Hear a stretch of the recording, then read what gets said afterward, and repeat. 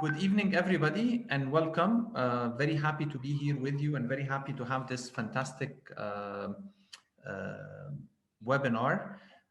For the past years at AUC Venture Lab, we've been working to promote startups and to actually support startups in the ecosystem. And for the past couple of years, we've had a fantastic partnership with DROSOS Foundation. Through this partnership, we were able to support many startups in the creative sector. And we use the creative sector in a very broad way to include people who are working in the creation of arts, handicrafts, as well as digital products, as well as fashion, and so many other spaces. And today we're very happy to have one of the case studies of Upfuse, a beautiful startup that's been focusing on the sustainability area with also a very creative angle. So I will leave that introduction to Wessam, but I just wanted to welcome you here.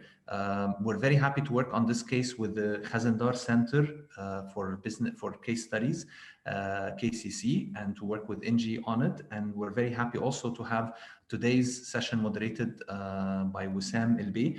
Wessam is the country director for DROSOS Foundation. She's a veteran of the development space, and she's someone actually who's been promoting creative industries and startups for many years and a very dear friend. So I will leave the floor to Wessam to introduce the panel and to actually start with a very interesting and promising conversation. Thank you, everyone, and welcome aboard. Wessam. Thank you very much, Ayman, for the interesting introduction.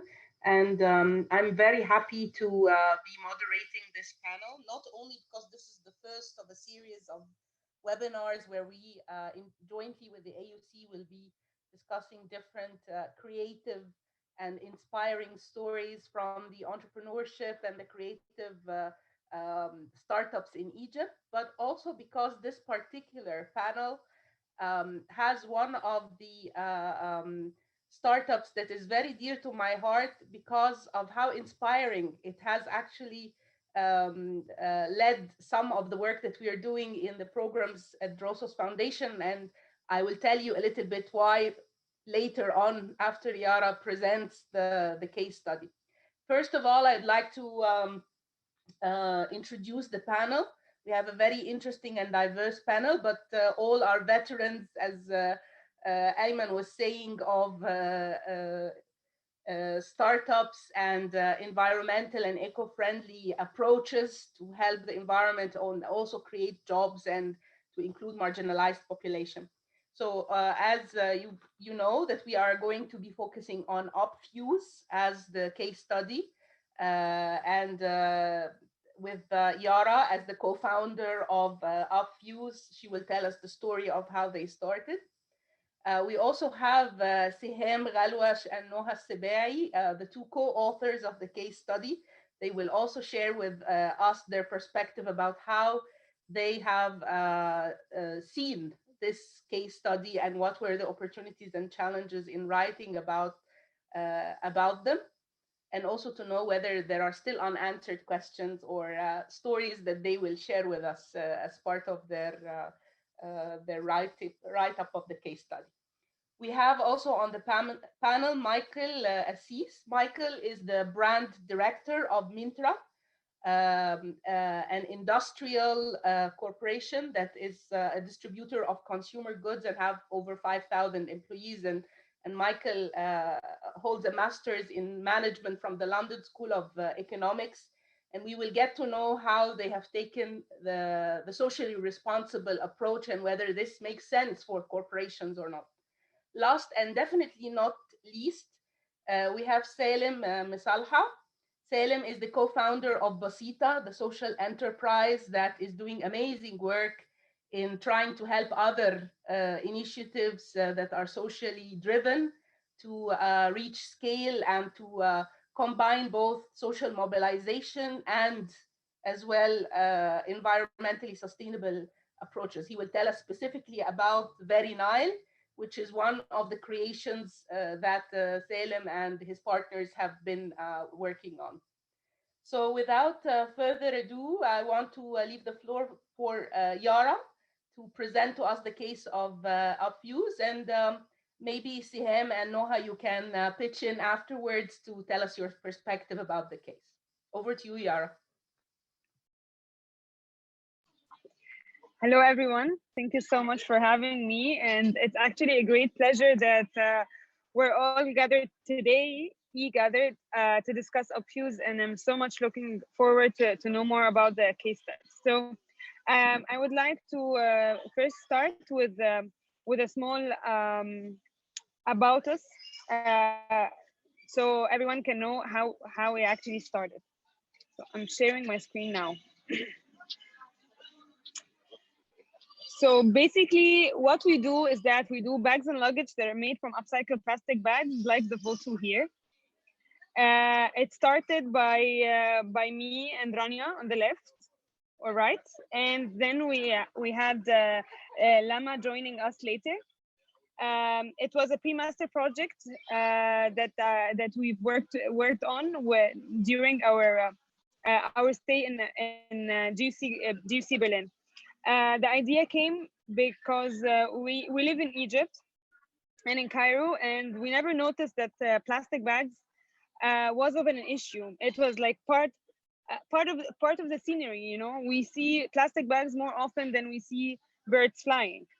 But when we had the chance to have a semester abroad in Germany, where they're very skeptical and very cautious when it comes to the environment, we found that we really have a treasure. Yeah, we have a problem that is waste, but still we have a treasure of material that we can actually use. This is when we came back to Cairo and we started the first batch of production. The first batch of production came that we collaborated with individuals at home who would want to have an increase in their income, but they have like social restrictions. Most of them were women, and they weren't able to actually go and work in workshops or have colleagues and to be involved in any work. So this, because you know, when I started, I didn't really know that there is a social responsibility for any business to have, that that there are some social restrictions that a social business has to abide by, and so on and so forth. It was purely going in the ground and trying what could happen and what could not. So from interacting with different women from different areas in Cairo, we found out that it's actually kind of impossible to create a new to create a new ecosystem where women can work on upcycling, can have normal working times, and so on and so forth, and to actually to convince and give vocational training to existing artisans to work on new material. So these were the two main challenges we were challenged. And then there were like a lot of question marks. How are we going to introduce a new material? How are we going to fund those artisans to convince them that Opfuse can work and become something? How to make the production mobile, like people would work on the upcycling at home and then we take the material, and so on and so forth. So we decided that we need to go one step backward and start studying again. This is when I decided to go and travel to Germany again to study social business.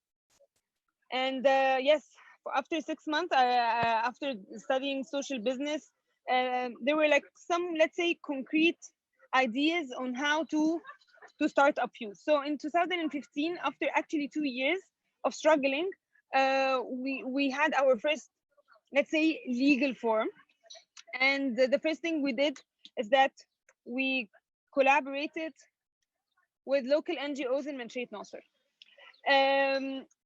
It took us 6 months and traveling to Germany and going back here to think that local communities who actually work in garbage, work in plastic, they have a big women community. They live within small communities. They have a lot of international attention. They are, let's say, flexible. Could be our main key partner in producing. So we collaborated with an NGO there called Roh al-Shabab. It was founded by the ex-Minister of Environment, Dr. Laila Skandar, and we were very welcome because women, while you were focusing on women, didn't come because I have a feminist side. Yeah, I do, but wasn't intentionally the core, like I'm not going to work with men, I'm going to work with women. But because from experience and from working on ground, we found out that women are more flexible and more open to new ideas. When we went to artisans, I did even go to a laundryman. I asked them, can you iron for us plastic bags instead of clothing? The reaction was expected. But when I went to a woman and told her, if you know how to iron your children's clothing, then definitely you can iron plastic, she was welcoming. She's like, yes, I can do that. I can do this in the balcony. So this welcoming and this open to ideas and exploration was giving us the chance and the space to actually explore how we can start this business. So the NGO was very helpful. They introduced us to women, and we had the vocational training held there. And all the vocational training was covered by Injaz Masr when we won a seed fund of 50,000 Egyptian pounds. Back then, they made sense, the 50,000, now they don't. And we trained 5 women, and in 1 month, those 5 women became 16, and the 16 turned to 32, and it kept multiplying to the extent that they found it it was very convenient for them that they're doing something new, that they're not working with trash directly, that they work in a let's say familiar environment, which is the NGO. We have redesigned the premises to make it healthy for them to work in. And also we made something I feel super proud of, is that we made the production linear, is that we work with women, and we know the social circumstances to be a woman in a Middle Eastern society. So we made the working hours very flexible depending on each and every labor's timing. And at the end, it's by the outcome. So I don't care when are you going to do it. Most important thing is that you do it within standards.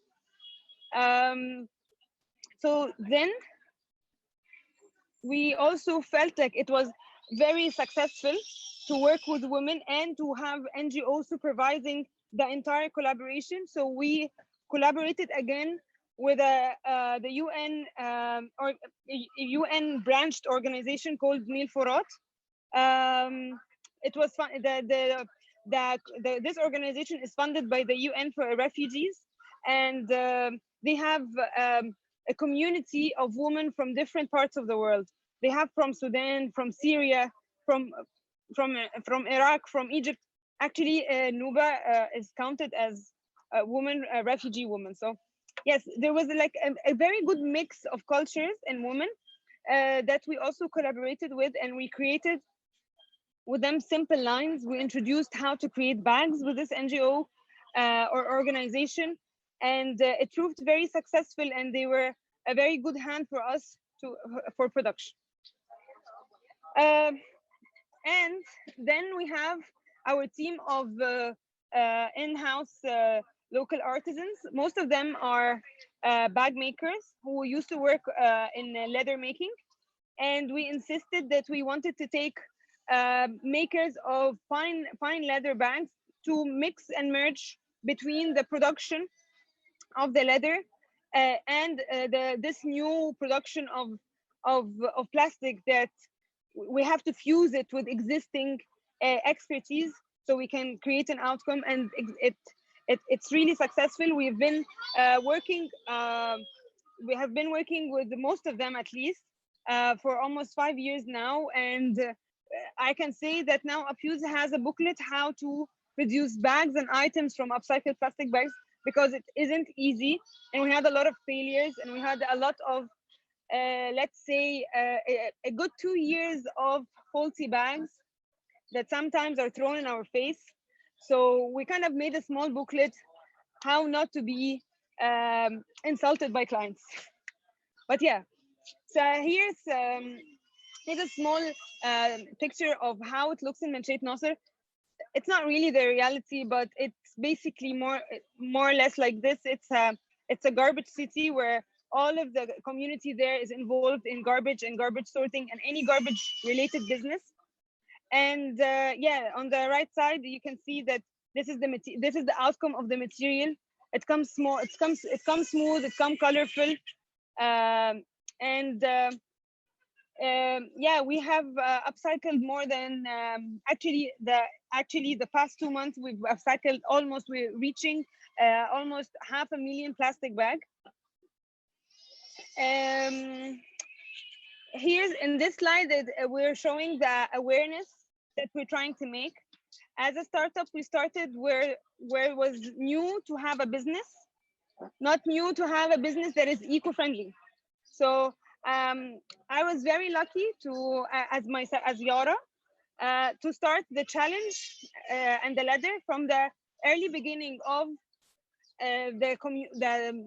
the entire society, accepting my family, even accepting that I don't want to be related to any corporate life kind of job, and that I want to start something that this something has to do with garbage and waste, because certainly the environmental impact that Fuse is having was the main drive to start Fuse, is that we want to really reduce plastic bag waste, and we really want to start putting Egypt in the map of ethical fashion, ethical production, and at the same time create an awareness within our communities extending. So it was new, but I took the challenge, I would say, me and my partners, and we wanted to make it easy for others and to make the information accessible. So we started creating different exhibitions. This was one of them. It was a 1-week exhibition in Zamalek. Yes, it's limited to certain people, but this was like fully funded by us. That was talking about waste in general, plastic waste, fashion waste, clothing waste, electronic waste, and it was very successful, I would say. For 1 week, we had different visitors coming over and learning from each other. Also, one of the things that we've done, and it looked really nice, Ismailia Holding in downtown, they decorated an entire passage from upcycled plastic bags. It looked really beautiful, and you wouldn't even know that it's upcycled. But this passage decoration has actually upcycled 10,000 plastic bags instead of actually wasting plastic or wasting paper. These are our best sellers. And yeah, one of the very dearest projects that we've done is those wonderful bracelets. They're made from compacted plastic bags. It was the first time that we tried to compact a very thick plastic bags together. This, I mean, not this, and this could take like 5 plastic bags, although it's really that small, but it's actually very thick. And we made it with our dear friends VeryNile, Basita. We were experimenting on them, and it worked well. And it actually should open like more business opportunities, but we didn't take it forward. We left it with we kept it as a good project with VeryNile.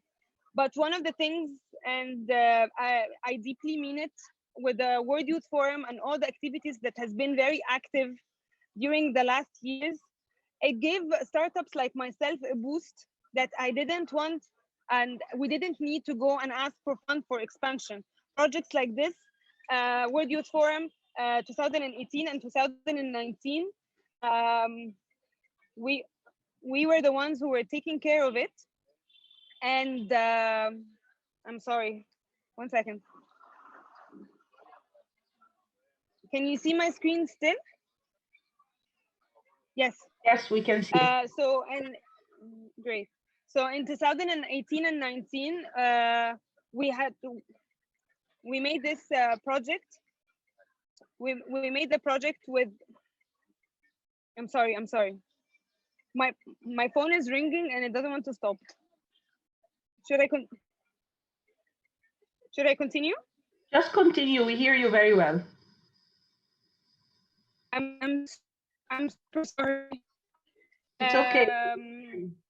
So we made these bags in 2018 and in 2019, and actually it gave us a boost on a financial and on awareness level of the brand, because like in 2 years our bags has been held by almost 20,000 persons, and this also gave us other opportunities to showcase our products in Sharm el-Sheikh airport, and it was very well recognized by the president, by the current president.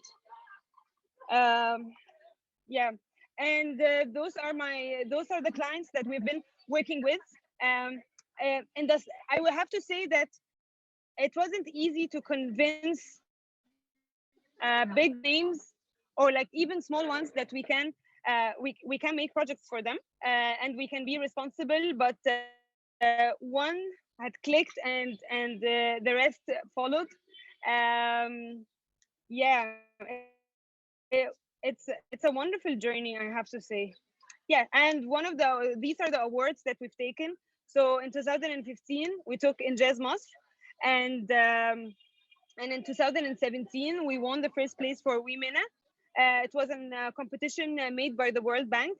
It was among 200 women from the Middle East, and we were in the first place.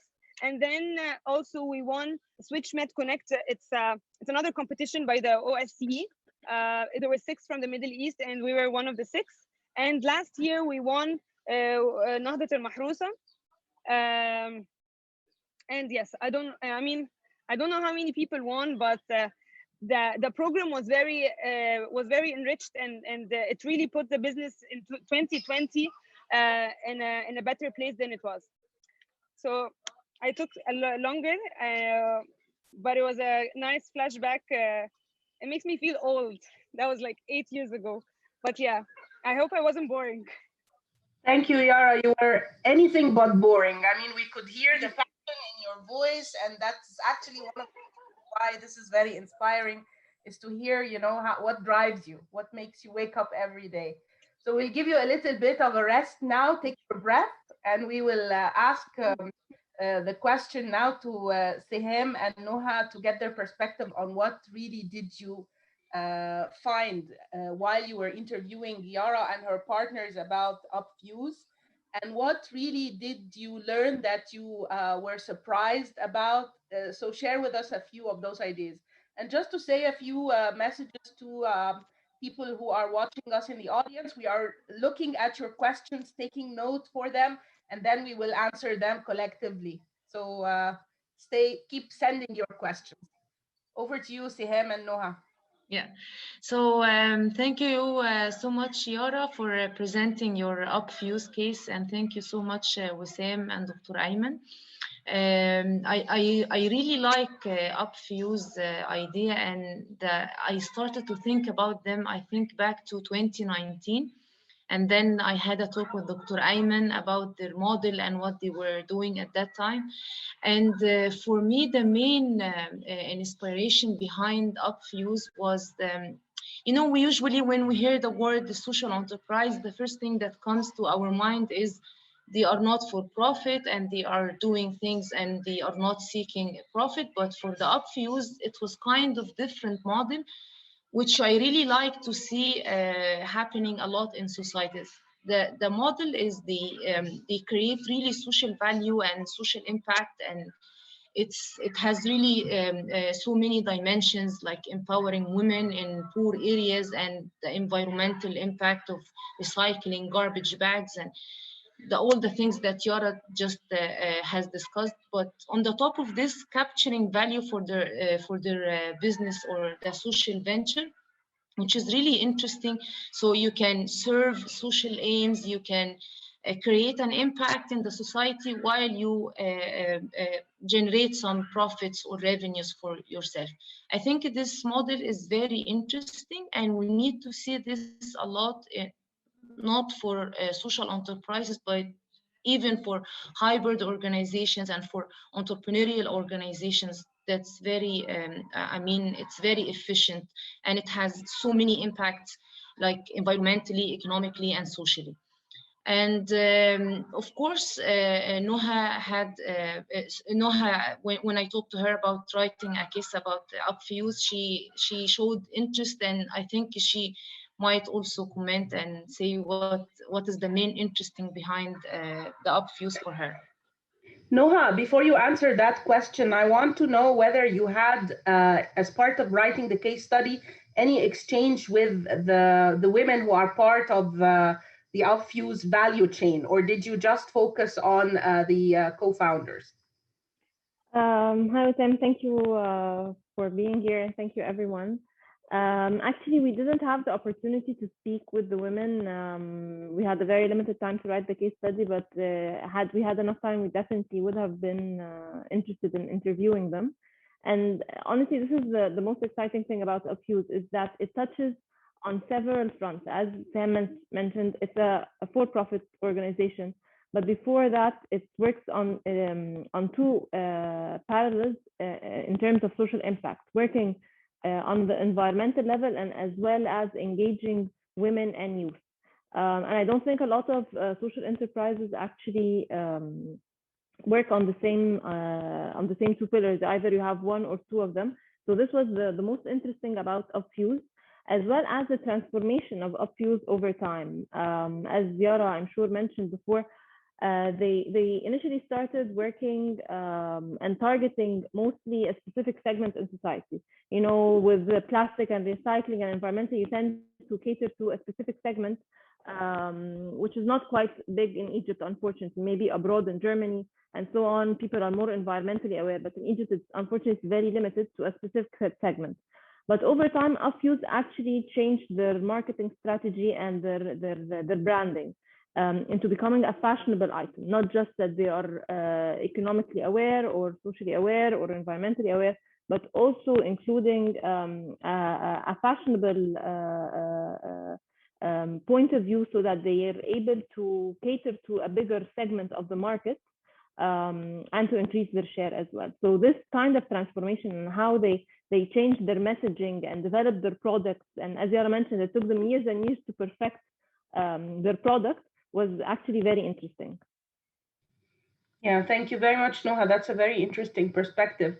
I want to move the discussion now to Salem Massalha and to ask him, because Yara kind of gave away a little bit of the partnership that Off-Use had with VeryNile. So maybe, Salem, give us just a glimpse of what VeryNile is, and then you both come around the same kind of purpose, which is to reduce plastic waste. How are you doing this, and what keeps you going every day?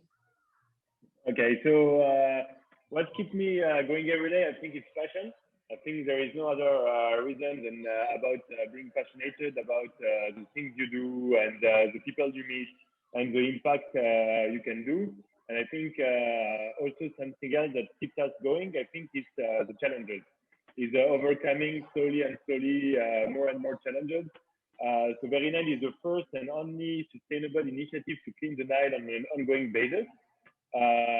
We started in December 2018.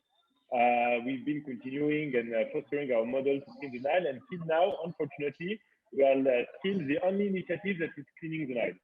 So it is done in collaboration with DROSOS Foundation, other partners like Mintra, like Off-Use, but it's under the framework with a protocol with the Ministry of Environment that allows us to clean from Aswan to Rasselbach, which is the point where the Nile goes into the Mediterranean Sea. As for me, personally, before going into our work with Off-Use, what also really motivated me is that I had like a grandmother. She was like my spiritual grandmother. She was very close to my family, and she definitely raised me. And at the end of her life, she kind of had a bit of Alzheimer. And every time she's Egyptian, and every time we were hanging out the phone, she was living in Paris, she was always asking me the same question: Salem, is it true that people are throwing garbage into the Nile? Salem, is it true that people are throwing garbage into the Nile? And every time she was telling me the same question, and sometimes before hanging up with her, I was telling her, yeah, Nadia, did you know that Egyptians were throwing the garbage into the Nile? And she was telling me, no, impossible, I can't believe you. So also this gave me the drive about supporting and starting this initiative, because I think that the Nile is a very important cultural and environmental heritage, not only to Egypt, but to the whole world. And unfortunately, the Nile is 1 out of 10 rivers that contributes to 90% of plastic in the ocean worldwide. So what is the factor of life to Egypt is unfortunately a factor of death to the rest of the world, because of people throwing the garbage into the Nile. Off-Use, actually, we met them at the very, very starting of the initiative. And what is really beautiful is to connect with people that believe in what you believe. And actually, it was done to Mustafa Habib that used to know Yara personally. And Mustafa is serious. Serious. And so we wanted to try to find a sustainable way to generate some profit in order to clean the Nile. So we met with Yara. She designed some beautiful bracelets. And the first idea was to sell these bracelets in order to be able to have some money to clean the Nile. Finally, we never sold the bracelets because we found a lot of people who wanted to support the cause.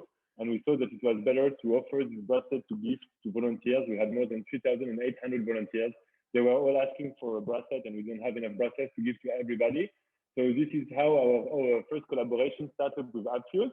And afterwards, right now, we are in the process of the second collaboration because we are right now designing a T-shirt that's going to be the VeryNile uniform in order not only to be able to dress the fishermen and the team and us with the same T-shirt, but also to give the opportunity to the volunteers to have a VeryNile T-shirt. Thank you, Salem. I'm very curious. I'm curious, but I know the answer, but our audience don't know the answer to that.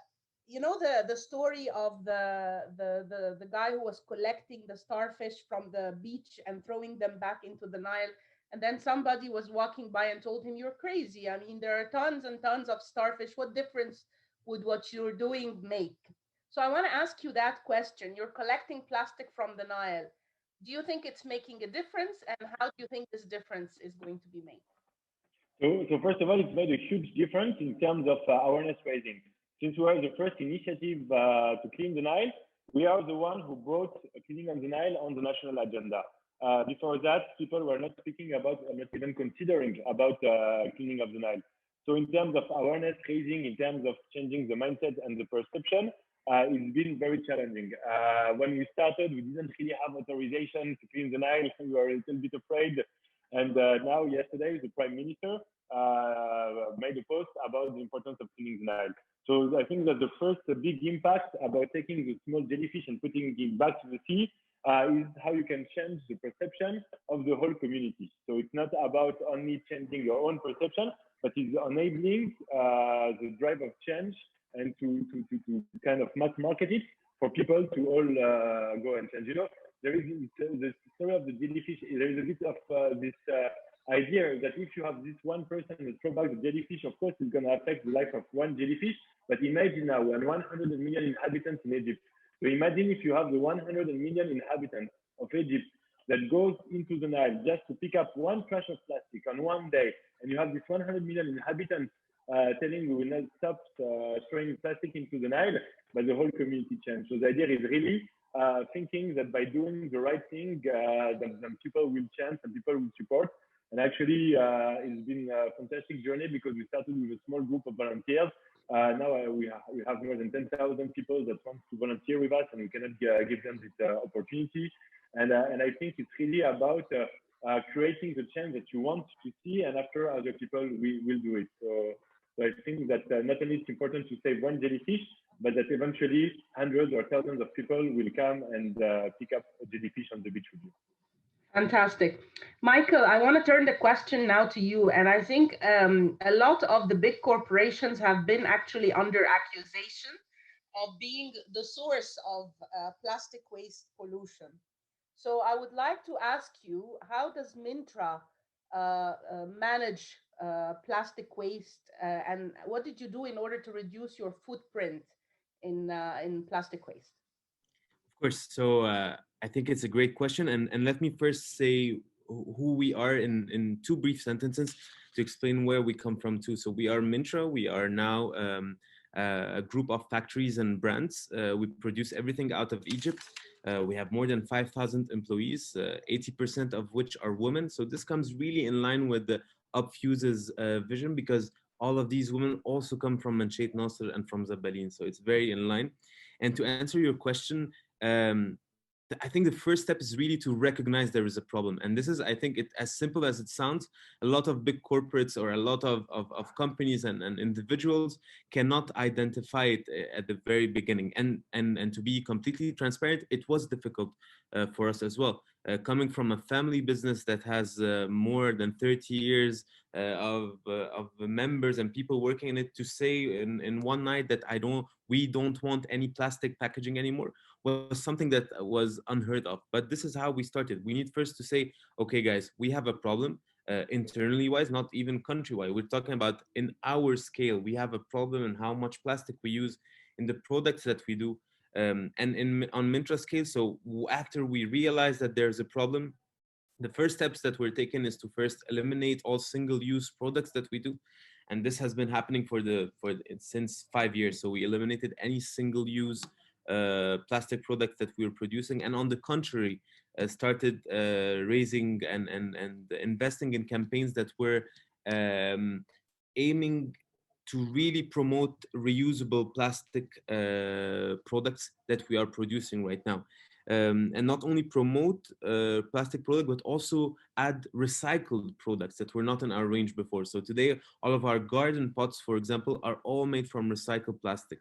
That is either from our internal use or from the uses of factories that are around us in the manufacturing zone of Nasr City or October. The other thing that was really important was also setting a goal. So now we have a vision that by 2030, we have to reduce our plastic packaging consumption. Since we set this goal, this is now what everyone is working collectively to achieving. So although it's true that big corporates and generally manufacturing corporates are a lot putting, I'd say, they actually contribute a lot to the plastic pollution.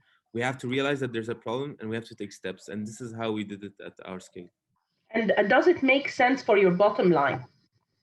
It does, actually. So how does it make sense is that, and this is something very interesting, that the impact was so positive for even apart from the social and benefits, it was even from a commercial side, it was benefit. So for our sales, for example, in export, you really here you have a competitive advantage and a message to sell that you wouldn't have before if you're not using the sustainable material. When entering new markets, when exporting to European or American markets such as we do today, this is really what we focus on, our sustainable mission. And it comes with a lot of benefits, of course. Fantastic. Yara, I don't know, we can't see you anymore, but I have a question for you. And I want to learn a little bit more about some of the challenges. I mean, we got very inspired by your passion, and make it sound like you have it all figured out. But I would like to learn more about the challenges that you have, particularly as a woman-led social enterprise. If you can share some of the challenges.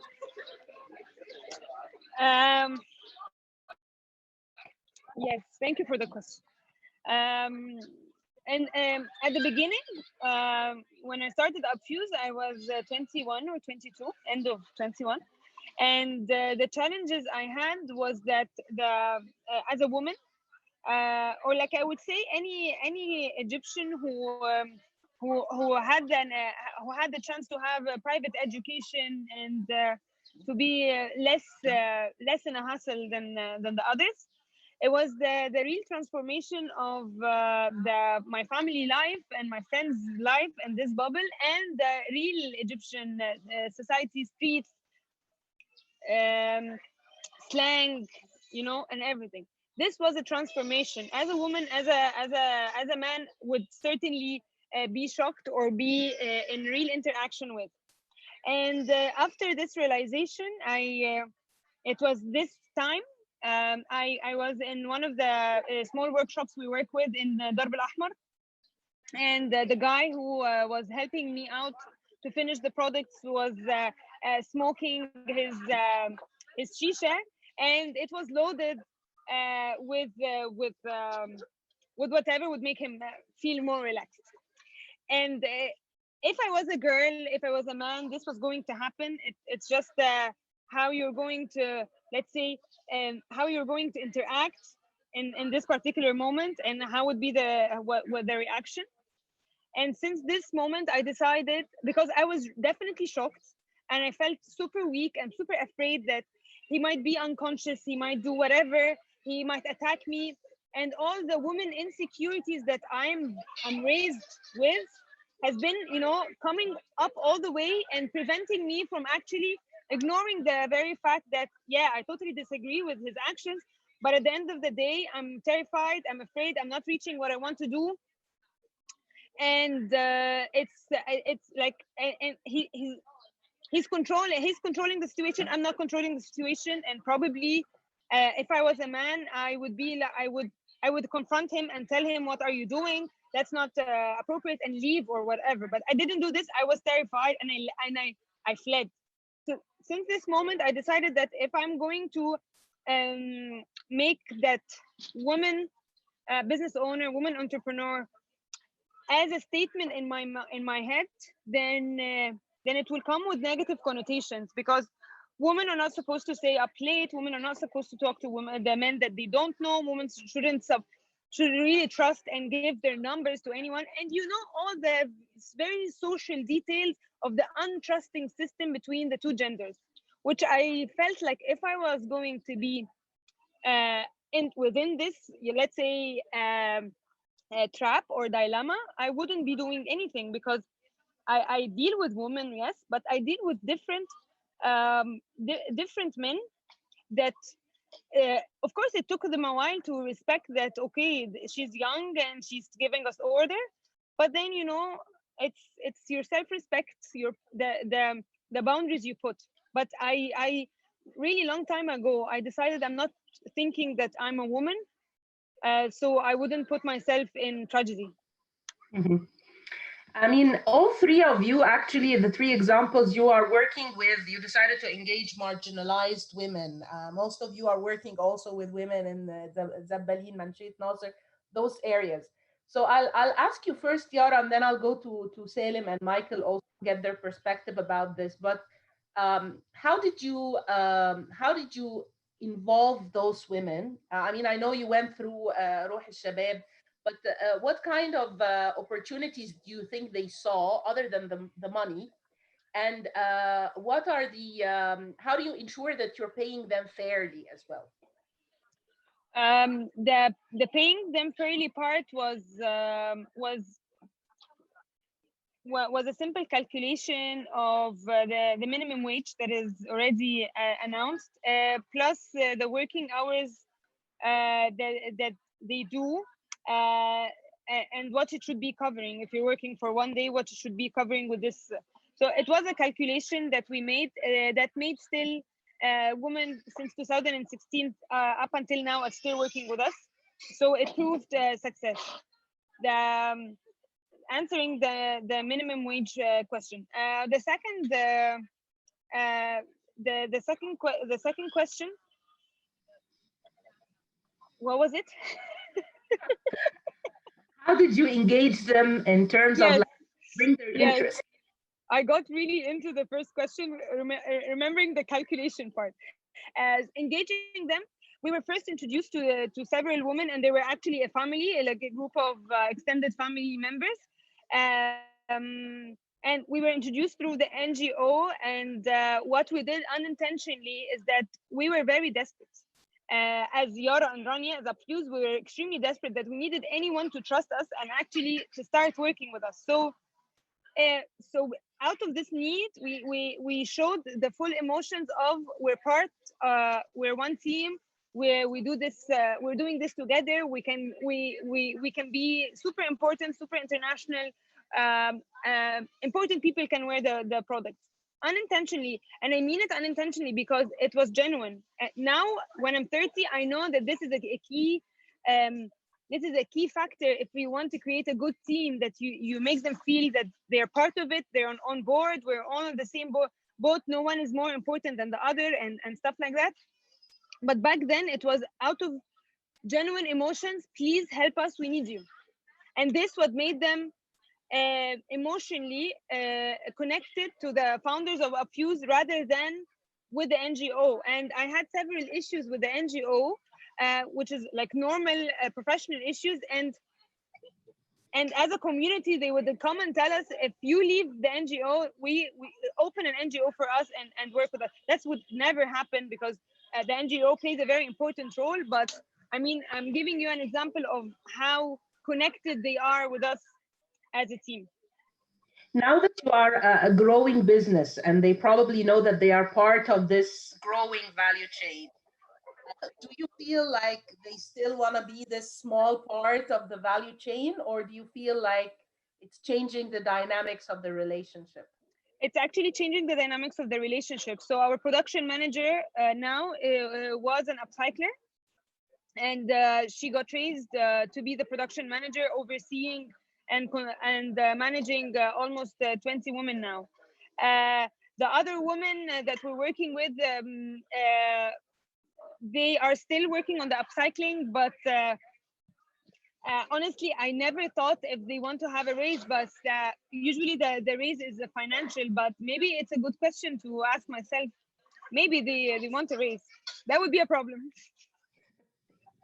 Yeah, okay. Salem, I know that you're also working with the marginalized community. Maybe you can give us also the example of the fishing folks you're working with. And the same question will apply to you.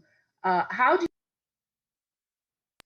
that they are engaged in a meaningful way that is not just driven by a few pounds here and there, that they are part of actually the message and the awareness that you are aspiring for? The women or all of the beneficiaries? Every marginalized population you work with. Okay.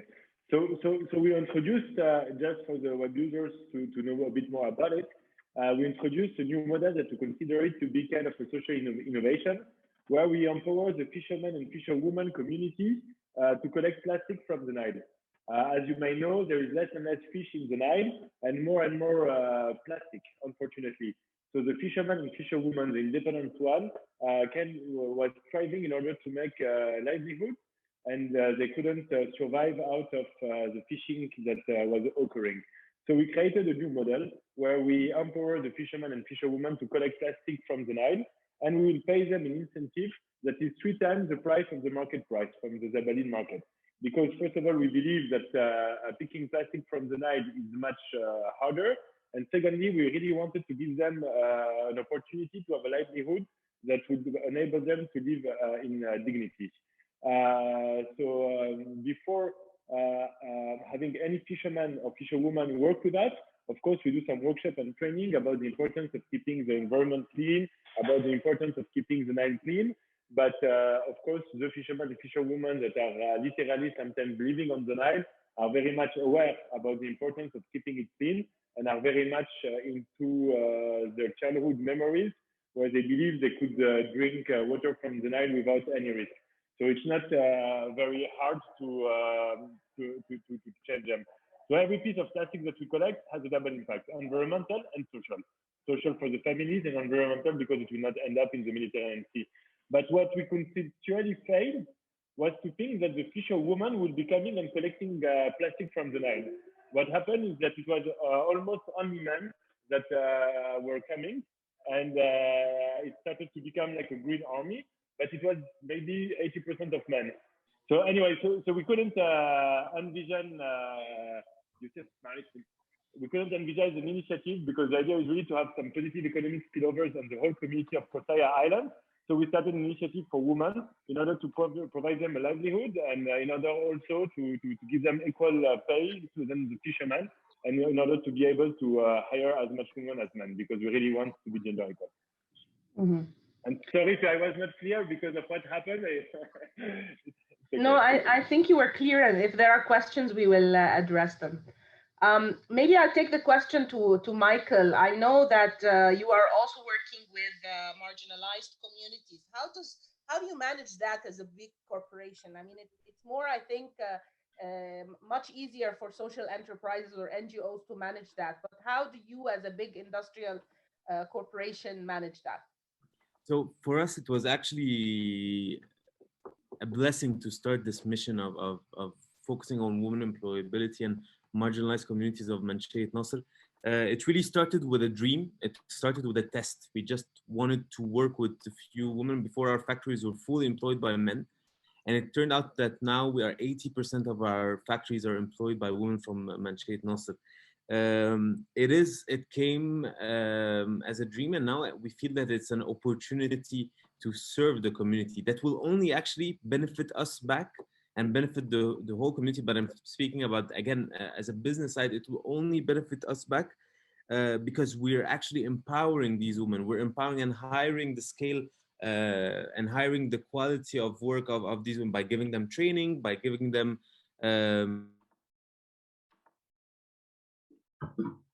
and this is what we started with. So it started with the mission of having equal pay for all the women, having a sexual harassment-free environment by giving them an opportunity for a career path.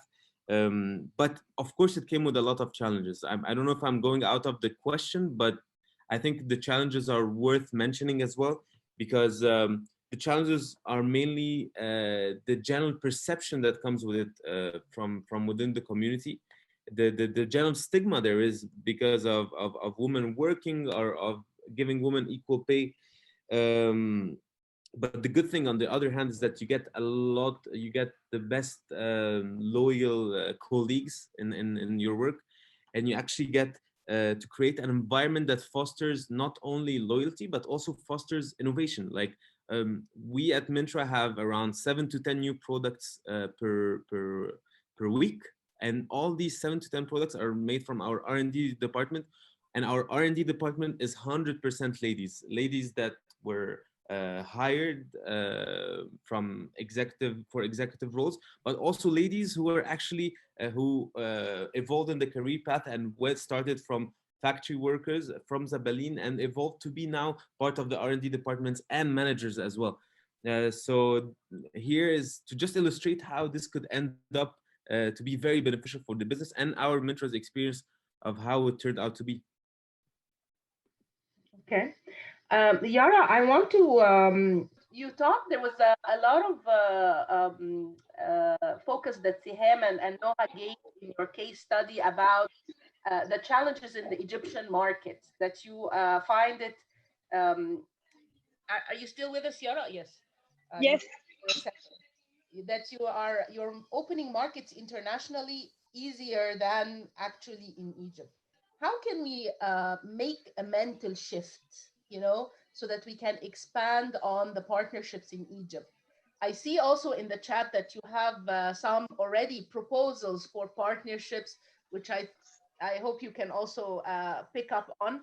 But also with, for example, the model you did with VeryNile, maybe potential partnership also with big corporations like Mintra. How do you see opportunities to expand the market in Egypt? So of course, having a big factory like Mintra taking the lead, and others that are talking to a bigger audience, making eco fashion or like eco production in general, whether it's fashion or not.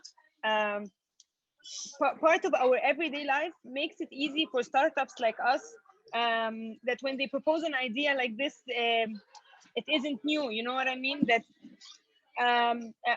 surprisingly, in 2017, it was a shift for Abfuse, when all the supermarkets, because of an order from the Ministry of Environment, said that no plastic bags, and you started seeing those eco bags that saying بحب البيئة, بحترم البيئة, and I respect the environment and the rest. It really helped us that when we introduced the idea of what we're doing and why we're upcycling plastic bags and stuff, it was already backed up by the ministry in a way. And in the beginning and at the start, yes, it was easier for Abfuse to start selling internationally because the idea was already there. But the competition is very high, and the quality. I wouldn't say the quality of the product, because I don't even compromise it, whether it's for the Egyptian, Nigerian, whatever market.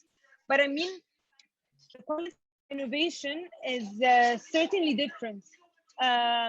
and also the financials to go abroad when you expand, like in our, like say now in our position, isn't easy. And for us, we had to go, we had to go internationally. We knew where we are. What should we do? What should we make? What we should do? Make more to make a few better. But then the Egyptian market by 2017 wasn't fully ready, but it was ready, and the logistics was easier. And also there is this, I would say, eagerness that it's an Egyptian idea, it should be selling here. And actually the Egyptian people would be more understanding if we fail, because we're part of them. Then if I go and sell in England, and then they would say, oh, it's a very bad Egyptian product. You know what I mean? I know it's an emotional conclusion, but this was a drive that we wanted to try in the Egyptian market. So you still think there's an opportunity to increase your presence in the Egyptian market, so that yes, you're perceived as okay, this is a bunch of upcycled plastic, that people value your product? Do you feel that, or how can we improve that? Yeah, in the current situation, we are expanding. Once we started working on the material innovation and the colors and the product functionality, Upfuse can expand more, or can have sub brand sisters, if the process of upcycling was less costly, because Michael could also maybe agree with me. It's expensive to upcycle rather than to buy virgin, because of the garbage system that we're currently living in. So yes, I think it could definitely get better if the upcycling, the system of garbage is different here. It can reach more people. Yeah, actually, Yara, I wanted to comment on Wessam's question, especially when you sell environmentally products in a country like Egypt, where the perception and the idea of buying environmentally friendly products, it's not that common in the country. So what are you going to do to survive the competition, especially when you have international brands that compete with Upfuse products with more or less similar prices? How are you going to survive this tough competition? And also, did you consider other options like B2B, only focus to be on B2B sales? Because if you are going to sell to companies or organizations, it might be easy for you to convince them about the social cause of the Upfuse. Did you consider this? We are actually, our business model is 70% B2B, 30% B2C, with 20% local market and 10% international market. The B2B in our case doesn't come unless your business is wanted in the market. So it's the other way around. Because we don't produce an ordinary bag or an ordinary item, there has to be a justification why it's not ordinary and why it is slightly more expensive than the conventional ones. And this goes by the brand love and positioning. So for example, when Dell asked us to produce for them giveaways, it's because the employees love Upfuse and they want to have giveaways from Upfuse. When VeryNile did the same, asked us for giveaways, it was because of the same reason, that their clients want Upfuse. So actually, our B2C I would just add to add something. Yara, I'm living next to the Fine Art Academy, and I can tell you that there is not one student there that doesn't know Upfuse. They are all big fans of Upfuse. They are all very big fans of Upfuse. Thank you so much. Generation Z students, yeah. Generation Z are very promising.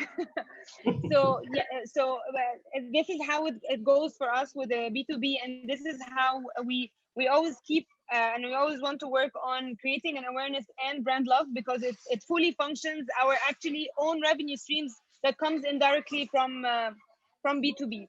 That's one thing. And the second thing, facing competition.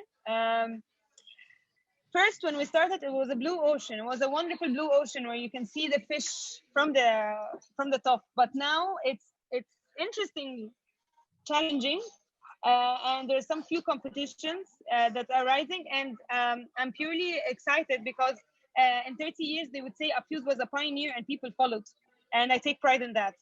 However, if we want to survive, because pride wouldn't make us, survive. So we decided, and we are now expanding our product line and challenging our own selves that as the model that was successful with upcycling plastic bags could be successful with upcycling plastic bottles, with tires and other more materials. So we are expecting in less than 1 week, if things go well, we will be launching our clothing line that is made from upcycled plastic bottles, 100% made in Egypt, and also, of course, VeryNile as our brave kind of partners are having also their t-shirts B2B. This is also how we're making the B2B with us on our upcycled items. I'm crossing fingers. I think it's going to work.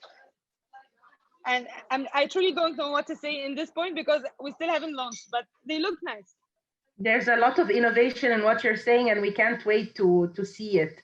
And I want to ask you a little bit, Salem, about this. Maybe we can help Salem and Michael. We can help Yara with some ideas about marketing ideas. And Salem, this is your kind of bread and butter, right? You market ideas, you market social causes.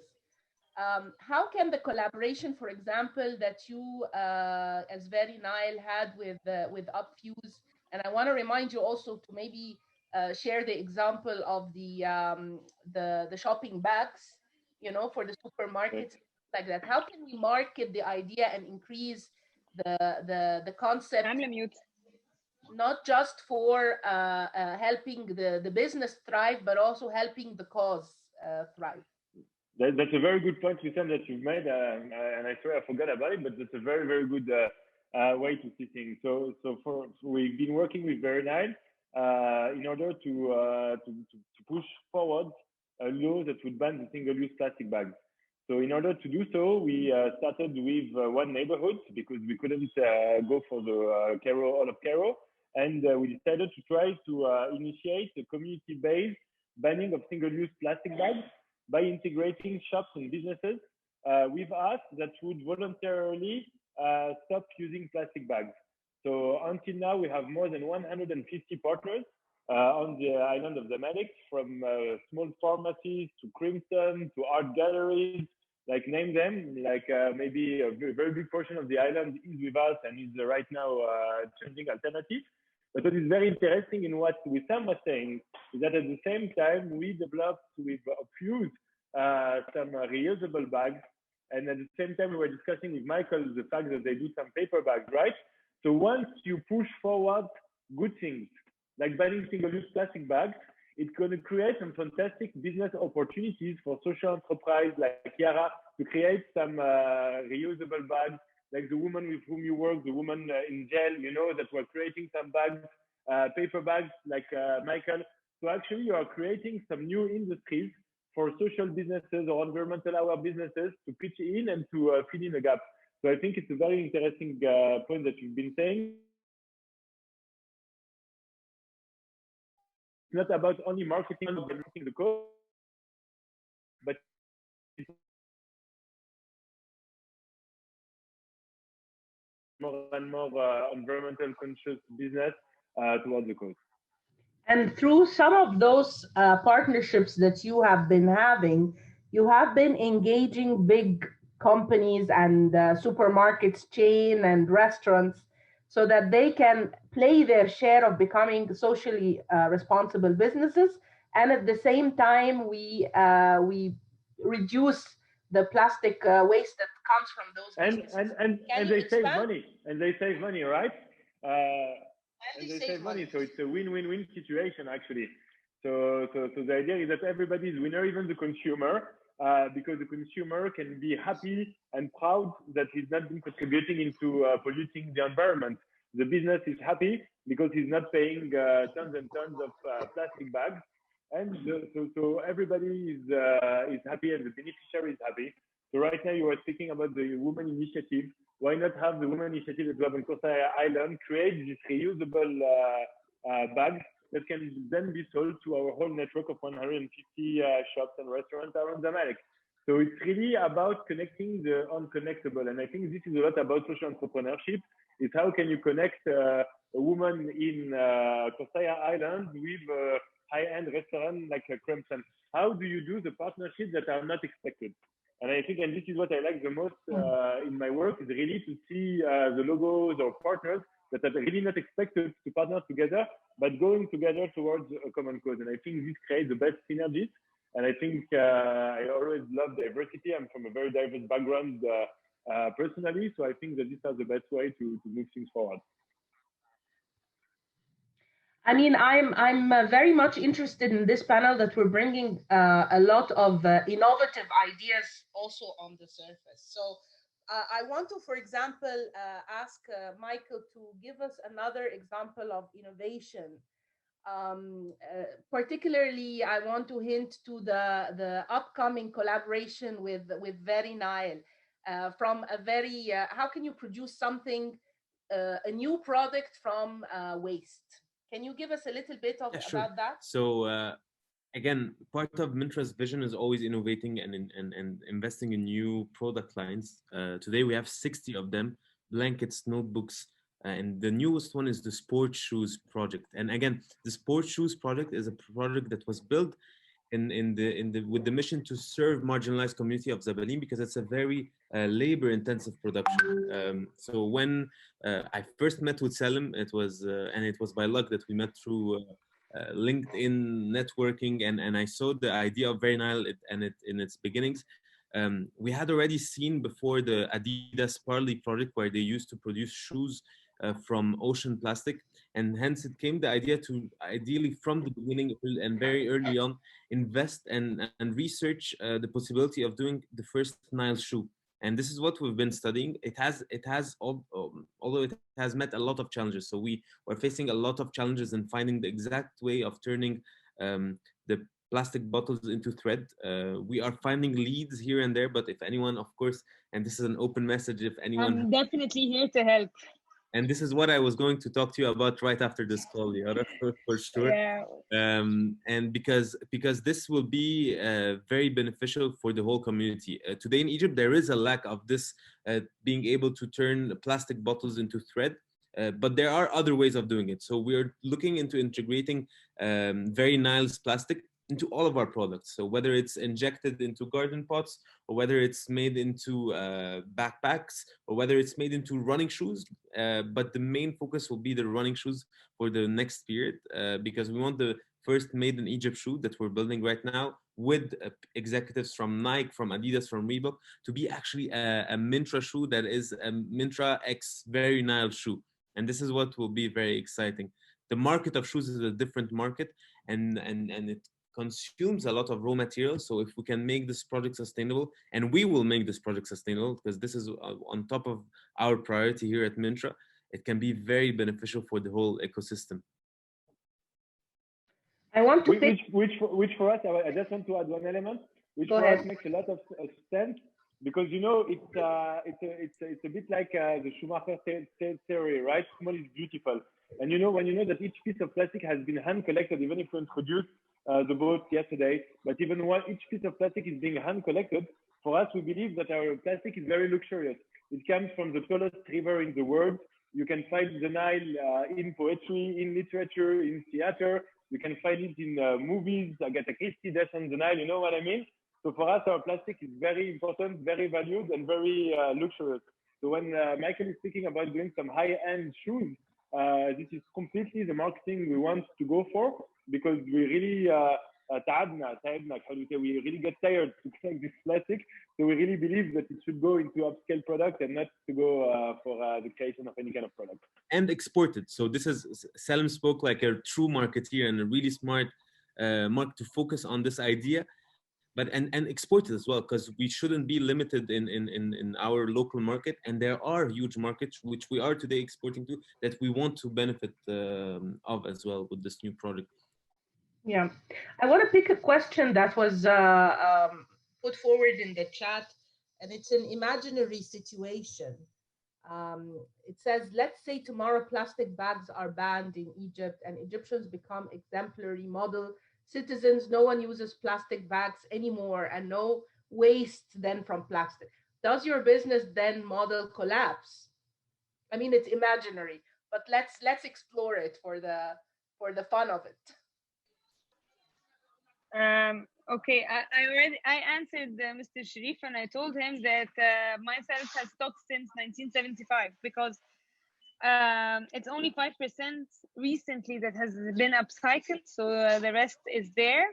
Maybe we're going to take a deeper dig to get the plastic, which is for the good. But certainly, I would assume that 10 years from now, even if they ban plastic tomorrow, a fuse will still be operating in business. It's going to be like gold. So we're going to get more rich. And how much plastic do you extract daily, Salem, on average from the Nile, just with the 30 fishermen that you have? I think I'm very bad with numbers, but I would say between 100 and 200 kilos. But I'm bad in numbers, but we've been scaling up recently. And actually, what we have to see is that this model is very replicable and scalable. We integrated approximately 30 fishermen right now, but you have between 2,000 and 3,000 independent fishermen throughout the Nile. So the idea is afterwards to scale up the model in order to integrate each and single fisherman as being able to provide some livelihoods through collecting plastic.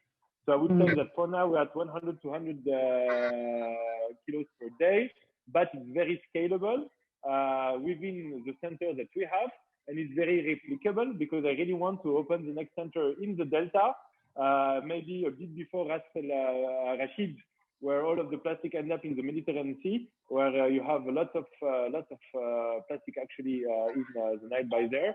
So the idea is really to continue and to scale up. So there's a lot more plastic in the water, Yara. You don't need to worry about running out of this. Michael, there's a very interesting question for you from the audience. It says, can you speak a little bit more about the potential for large companies to get involved in the uptake of their products into larger value chain? Where do you think we are right now in the development of this value chain process in Egypt, and how much further do we have to go?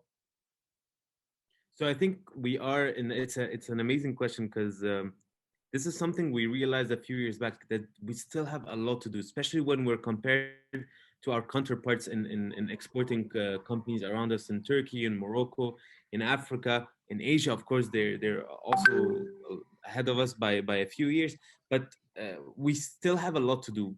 And what I think we really need to do as larger companies, in my opinion, of course, is to invest actually in growing these value chains, and actually invest in not only with money but invest with time and with people, because it's really a winning business model what we're talking about right now. And if I talk purely about the business side, it is a model where you get the competitive advantage, and this is something that people are dreaming of everywhere in the world. We're not just playing in the price now, we're playing with a sustainable product. And here you get an immediate competitive advantage that any international retailer, any international client is looking for, because it's a trend, and it's an ongoing trend, and it's a trend that is here to continue for a few years.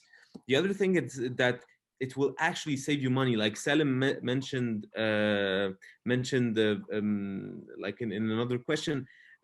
Going sustainable and is actually sometimes more profitable and saving money than not going sustainable. Of course, the collecting processes can be higher, but for us, for example, if I take an example, we decided to switch all of our notebooks from tree paper to bagasse paper, which is the waste of sugarcane factories. So when we did this, of course, in the beginning it was more expensive, but going through the supply chain and going through the economies of scale, it actually made it cheaper because it's sourced locally. So this is also a huge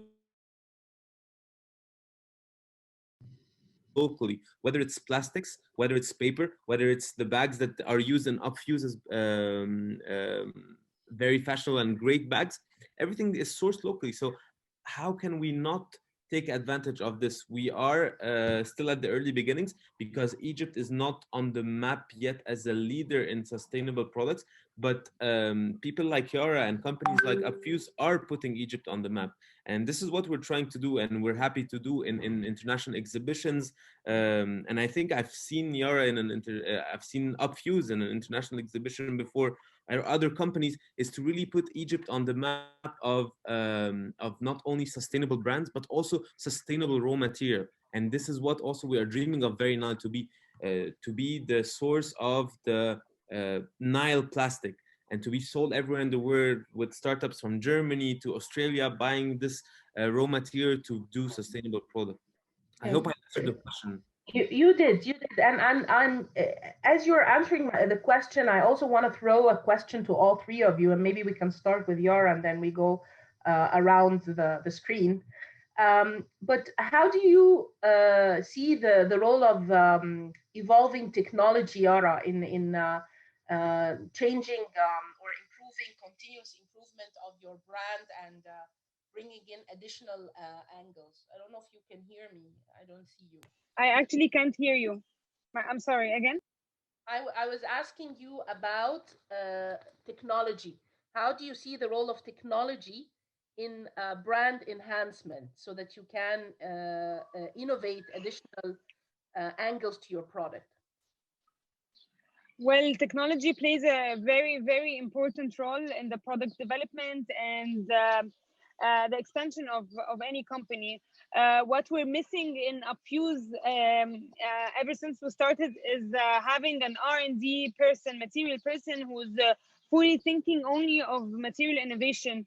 And this is a job that is divided among us as a team because of the passion and little knowledge that we have in the sector. However, I believe if we have the chance and we can afford to be constantly working in the lab while working in the workshop and selling, like parallelly, I think we would have been in a different position. Yara, go ahead, Wessam. Go ahead. لا اتفضلي.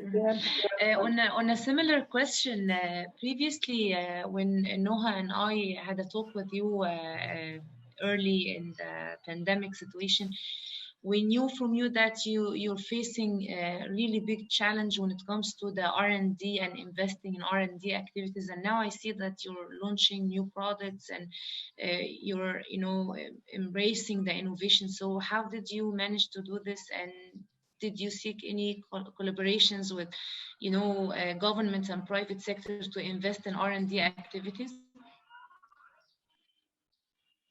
Actually, yes. We had to collaborate with different companies and different people from Egypt and from outside,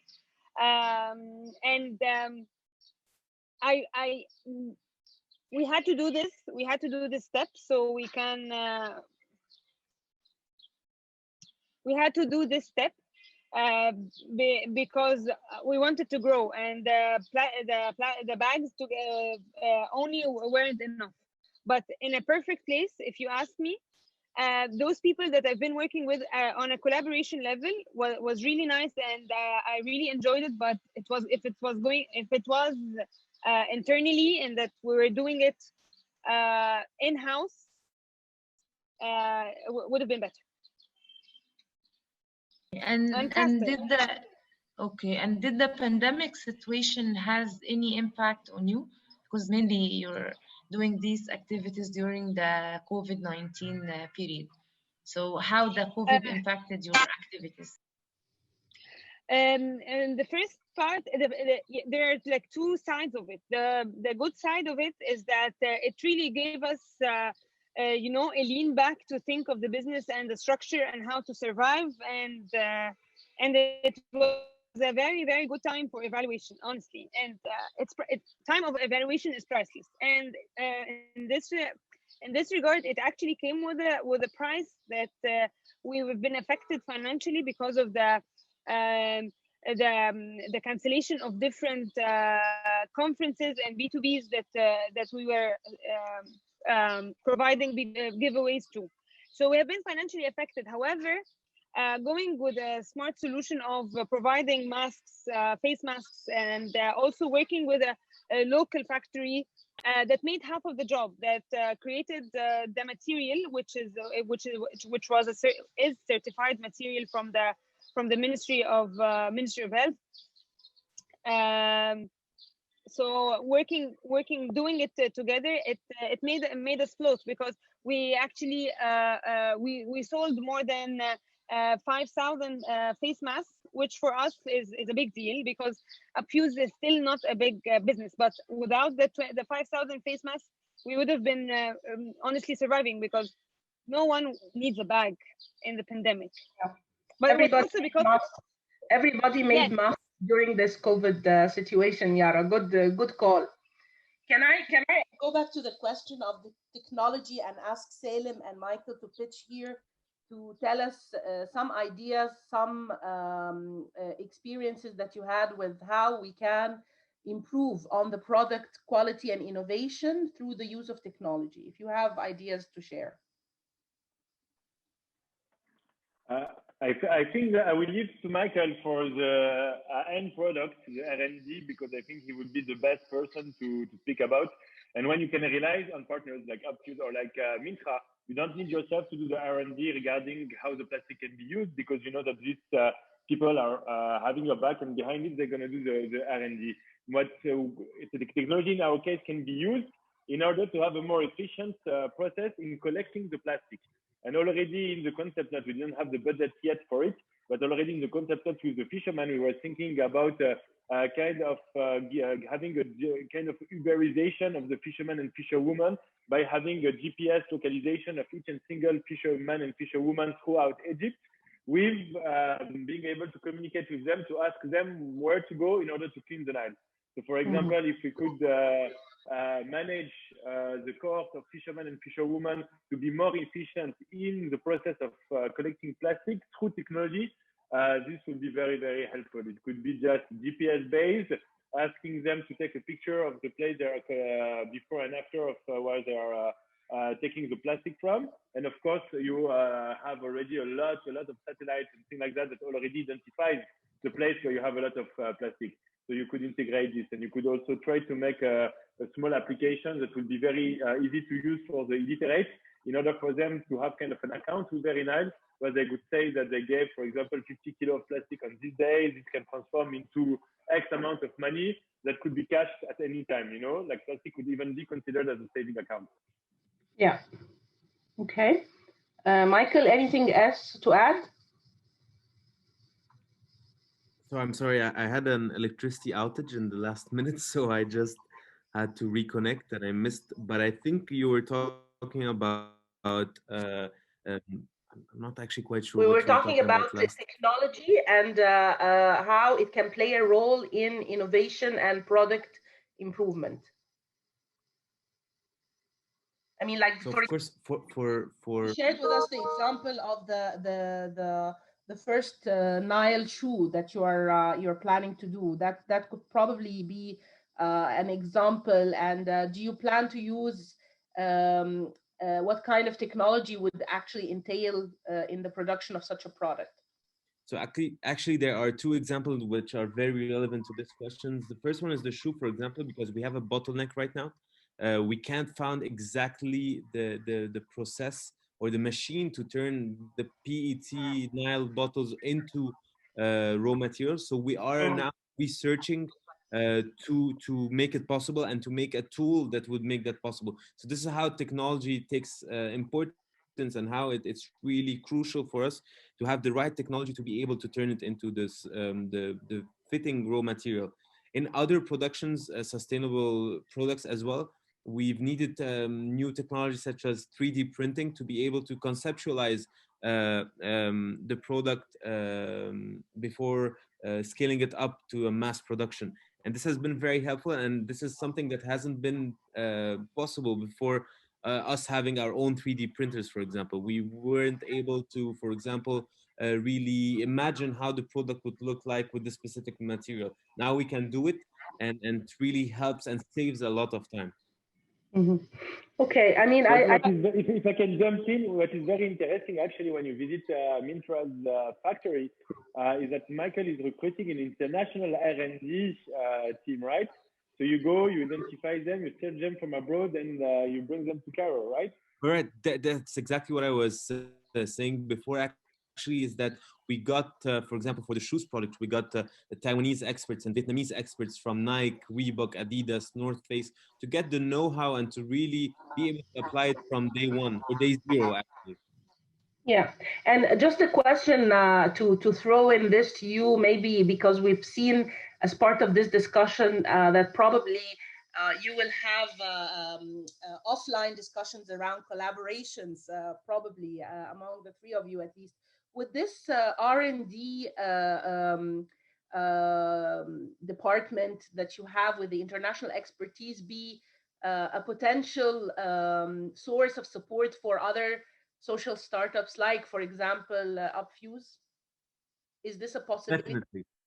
Definitely, and this is something that Mintra offers. Actually, we have Mintra's innovation hub that is in-house here in our Nasr City headquarters, where we always try to help startups or individual looking to work on new products. But not only we're looking to work on R&D, actually, we are also give a lot of consulting and advice in export, because this is also one of our expertise. And I think this is based on the case study. This is something that Yara and Upfuse are looking at exporting, and I think because of our know-how in exporting, we've been exporting for 30 years. We have 95% of our production that is exported mainly to the US and France today. This actually is something that we can give very good advice in, and we always recommend people to ask for help in this area, because we are sure that we can be beneficial. Fantastic. I think, Yara, I will try to wrap the session by giving the word to you at the end. Now that you have all those kind of threads to follow up on after the panel, but I want to hear a little bit of closing remarks from you about what is it that you feel you need at this point in time as a very potential startup growing and wants to soar. So give us a few inspiring closing remarks. That's hard.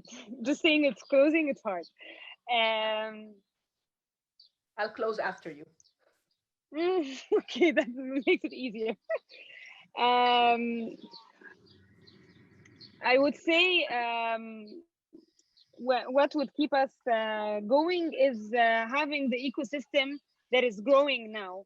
To have like-minded people around us that would emotionally support us to keep going, and to find the collaborations like the one we're potentially having, and existing ones. This gives us a push. And also when international organizations and big companies, corporates shift their interest to local brands, this really makes an impact. It might be a simple gesture from their side, but it actually this gesture follows big steps on parallel ecosystems. Also, I'm very optimistic with the Ministry of Environment to new rules, and how much they are supporting.